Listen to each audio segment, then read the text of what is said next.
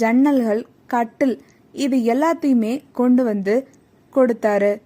கொடுத்தது மட்டும் இல்லாம உங்களுக்கு வேற ஏதாவது உதவி வேணுமா அப்படின்னு கேட்டாரு.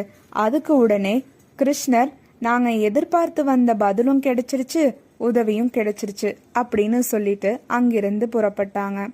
அரண்மனையை விட்டு வெளியில வந்ததும் கிருஷ்ணர், இப்போ உங்களுக்கு புரிஞ்சுதா இவங்கள யார் தான தர்மத்துல சிறந்தவங்கன்னு அப்படின்னு கேட்டாரு. நம்ம தர்மனுடைய அரண்மனைக்கு சென்றிருந்தப்போ அங்கிருந்த ஜன்னல் கதவுகள் எல்லாத்தையும் உடைச்சு தரும்படி கேட்டிருந்தா தர்மனும் அதை செஞ்சிருப்பாரு.